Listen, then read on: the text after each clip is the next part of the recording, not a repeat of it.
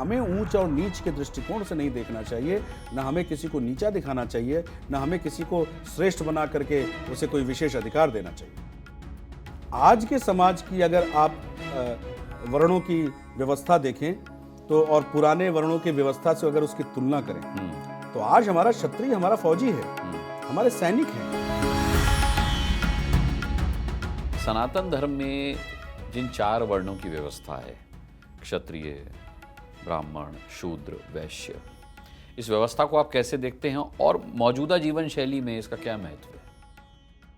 बड़ी चर्चा में आज के लिए। ये अनुराग जी, ये बहुत अच्छी बात है और इस बात को सबको समझना भी चाहिए और हर बुद्धिजीवी वर्ग को, हर शिक्षित व्यक्ति को इस बात को अपने समाज में समझाना भी चाहिए। भाई देखिए, वर्ण क्या है? वर्ण जब बने थे तो उनके काम के आधार पे बने थे कि भाई जो शासन करेगा, जो प्रशासन चलाएगा, जो सुरक्षा करेगा, वो क्षत्रिय होगा, उसे युद्ध भी करना होगा।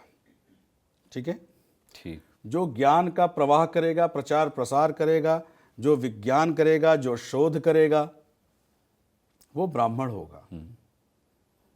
फिर चाहे वो वेदों का ज्ञान हो, प्राकृतिक हो, औषधि से जुड़ी चीज़ें हों, आयुर्वेद हो, या अन्य कोई भी सृष्टि और प्रकृति से जुड़े ज्ञान की व्यवस्था को चलाने वाले लोग ब्राह्मण कहलाएंगे।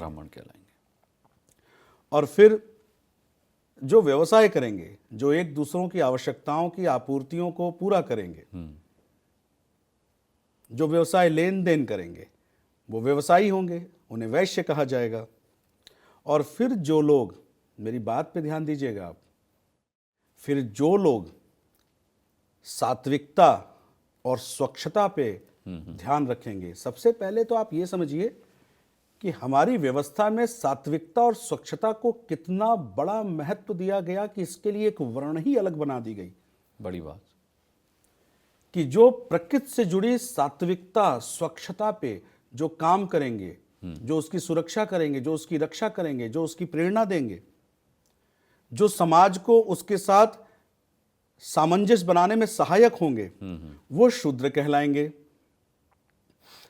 इसमें किसी का कोई दोष नहीं है कि ये 4 वर्ण क्यों और कैसे बने। अब जैसे इसको ऐसे देखते हैं, आज के समय में आज क्षत्रिय कौन है?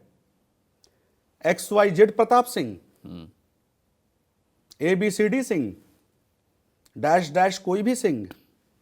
जो राजपूत घराने से बिलोंग करते हैं वो अपने आप को क्षत्रिय मानते हैं जी। पर जिस शास्त्र से वो क्षत्रिय बने और क्षत्रिय कुल में जन्म लिए, वही शास्त्र उन्हें क्षत्रिय का धर्म भी तो बताता है। तो मेरी नजर में वो क्षत्रिय नहीं है। मेरी नजर में क्षत्रिय कौन है?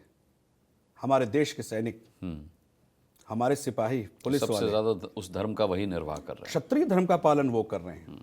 आज के समाज की अगर आप वर्णों की व्यवस्था देखें तो, और पुराने वर्णों की व्यवस्था से अगर उसकी तुलना करें, तो आज हमारा क्षत्रिय हमारा फौजी है, हमारे सैनिक हैं, और जो भी सुरक्षा बल हैं, अन्य सभी प्रकार के सुरक्षा बल, वो हमारे क्षत्रिय हैं। ब्राह्मण कौन है?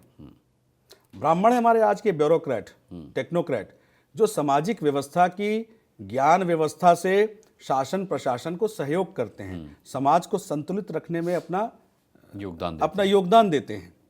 वैश्य कौन है? अब आप कहेंगे कि वर्णों के हिसाब से तो वैश्य वो है जो बनिया जाति का है। मैं खुद जाति से, मैं खुद बनिया हूं,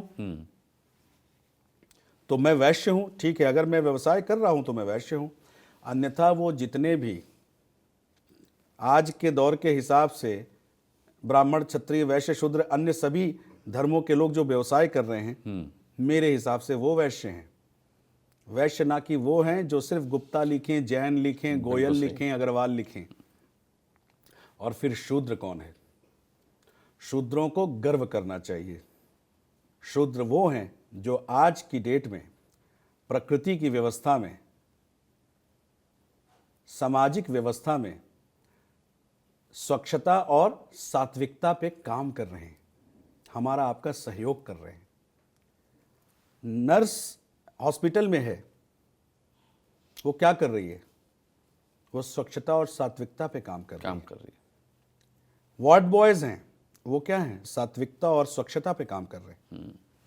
हमारे म्यूनिसिपल डिपार्टमेंट के जो लोग हैं वो हमारे समाज की सफाई व्यवस्था पे काम कर रहे हैं। हमारे फॉरेस्ट डिपार्टमेंट के लोग कौन हैं, हमारे वो भी स्वच्छता और सात्विकता पे काम कर रहे हैं, प्राकृतिक स्वच्छता को मेंटेन रख रहे हैं। कितना रख पा रहे हैं, नहीं रख पा रहे हैं, वो एक दूसरा विषय है। पर उसमें अगर हम जाति ढूंढना शुरू कर दें और फिर उसे हम ऊंचा नीचा छोटा बड़ा कहना शुरू कर दें, तो वो मनुष्यों की प्रवृत्ति से आई कि भाई हम युद्ध कर रहे हैं तो हम क्षत्रिय हैं।